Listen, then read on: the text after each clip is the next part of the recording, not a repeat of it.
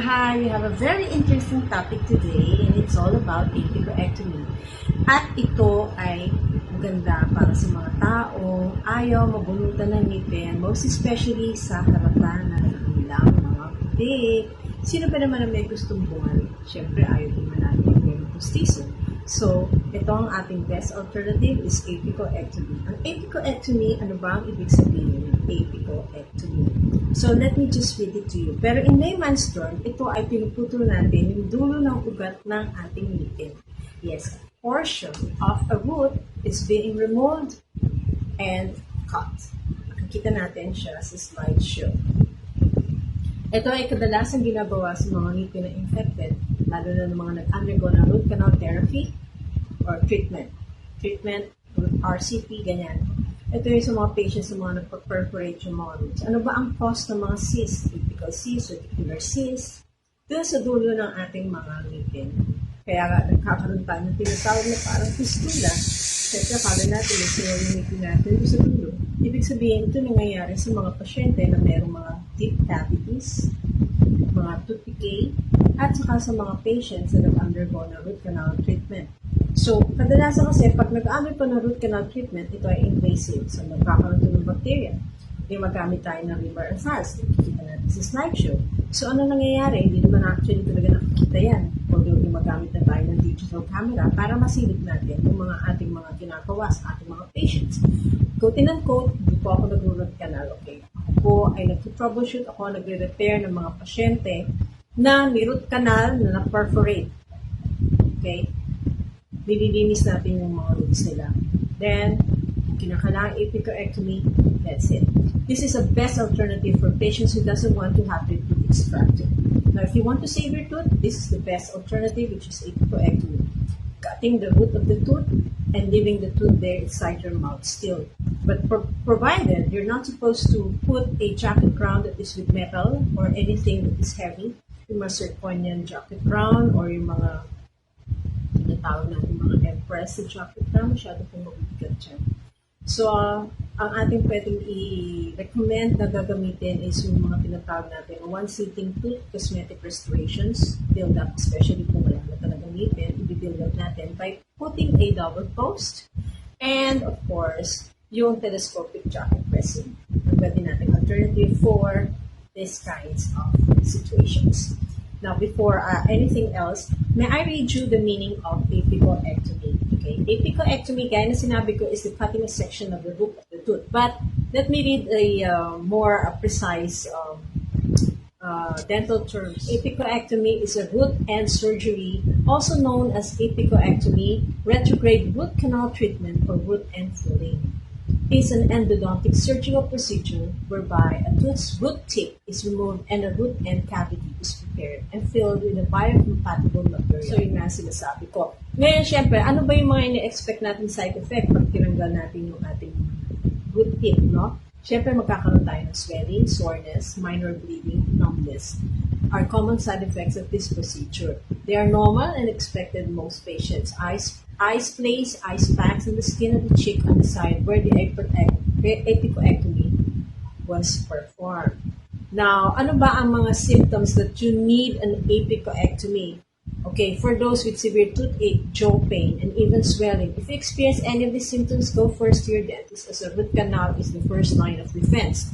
But actually, I don't do root canal. There's also another alternative for that, and that's another topic. But still, I will still continue talking about it. Meron tayong nilalagay ng gamot. We will try to mummify a certain portion of the pulp that's causing the sensitivity of the tooth, and then we close it. It's non-invasive. You don't have to do root canal therapy. And that's what I do here. Mind you, again and again, I don't do root canal treatment.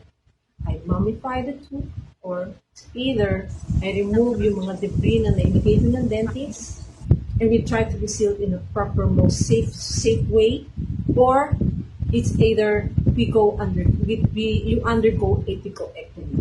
Okay?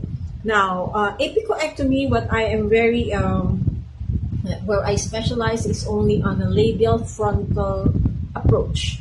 Meaning, from the canine to canine, yung frontal upper lang ang aking pwedeng gawin. I don't do the molars, I don't do the palatal approach, or the buccal or the lingual approach. I never do that. So, dito lang ako nagpa-concentrate sa frontal, sa taas. So, may mga katanungan after that, like for example, if you go under apicoectomy, how long will that tooth last? Well, it could last forever. Depends on how you take care of it, and depends on the surgeon is going to execute the procedure. Well, in my case, I have a lot of FB friends na naka-FB list sa akin ng mga patients ko din na nag-undergo na ng apicoectomy, and you know who you are, and you yourself can testify na years and years into dyan yung ating ginawa, and you're still being able to see it aesthetically very still nice, no? It just needs some, siguro kung naka-cosmetic yan, kailangan natin siya from time to time, siguro after how many years, like 10 years or after 15 years, kailangan palitan na yung cosmetic na ginalagay natin dyan para mas ganda at fresh na yung itsura ng inyong laminates, no?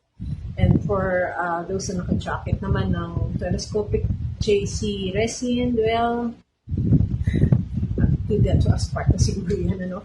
But anyway, ito, pinapakita ko yung procedure, and thank you very much for my patient who is most willing, 200%, who is most willing to be video and willing to share her journey with this procedure. So, undergoing this surgery, as you can see on the slideshow. Well, first and foremost, meron tayo on the pinapakita dito ng mga situations na inaalis natin yung, after the 5th day, no? Papalitan natin yung suture, and then we have to redress it, and then we try to see and check, and we open the wound again so that sa x-ray, on the second x-ray na pinapakita ko ngayon dyan, meron tayong nakuhang fragment, no? Sa root na kailangan natin alisin.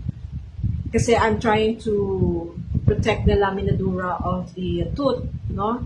Na hindi natin mahihit yung lateral incisor ng ngipin. So, nakuha natin yan, and nakikita nyo na meron siyang maliit na i-zoom ko na meron yung portion na meron pang konting residue ng cyst. So, we have this very small tip, the suction tip, and we were able to suck it out, no? So, as you can see, nakikita nyo sa boss, nandun nakakalat lahat yung mga dumi. Sinadya ko talagang inilagay dun yung mga debris for educational purposes.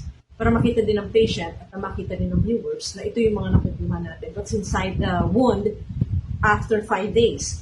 So, kailangan talaga nililinis yan para wala tayong magkaroon ng parang tinatawag na secondary infection, which is what I really do in my clinic. I ask the patient to come back after 5 days, and then we remove the suture, we clean and open the wound again, and then after that, we have to reseal it again, and then we have to suture, and we have to put a lot of dressing and medicine. Maximum of 10 days procedure yan. So, on the 5th day, suture natin ulit, and then another 5 days after, which is equivalent to the 10 days, that's the final day that we take out the suture. Usually, yung ating last suture is a different kind of suture that is nag-entangle siya sa sarili niya, or hindi niya na-entangle sa sarili niya, I'll be the one to remove it. So, which is also a sign that the tissue is healing and the tissue is closing. So, we try to clean it as much as possible, remove all the dead skin so that maganda ang pag-regenerate ng ating gingiva. So, here, kita natin na we are trying to install a new telescopic jacket. So here, we were able to install the jacket crown. I would like to say thank you to my laboratory who was able to make a very identical kind copy of a jacket crown near to the other jacket crown. And thank you, sir. At napakaganda po ng ating na-install sa ating patient. At masaya po ang ating patient. So ito po nakikita natin. This is how apicoectomy is being done. I hope you learned something today, and I was able to share to you something that some of us some of you are not even aware of what apicoectomy, and there is a thing that you don't really have to undergo root canal or tooth extraction. Mummification of the tooth for not undergoing root canal, and ngayon alam na natin na merong alternative para hindi mabunutan ng ating mga ngipin sa pamamagitan ng apicoectomy. Okay, tandaan nyo, hindi pwedeng basta mabunot na lang ang ngipin na walang isasadyo sa dentist ninyo na baka meron pang ibang option na pwedeng gawin. So, nakikita natin dyan, apicoectomy. Ngayon, doon sa mga na gusto magpa-root canal, pag-isipan niyo muna. Pero ako yung gumagawa root canal, what I do, I just mummify the tooth, a portion of that tooth. Kung saan ang sensitive part, imamamify lang natin. It's non-invasive and it's not even dangerous. And you still can keep your tooth. Hindi siya sasakit. Yun lang po ang aking pwedeng i-suggest sa inyo for now, sa mga, okay. So, sana may natutunan po tayo sa araw na to. Tandaan ninyo, lahat ng bagay may paraan. Kung may problema, may solusyon. So, have a good day. Bye!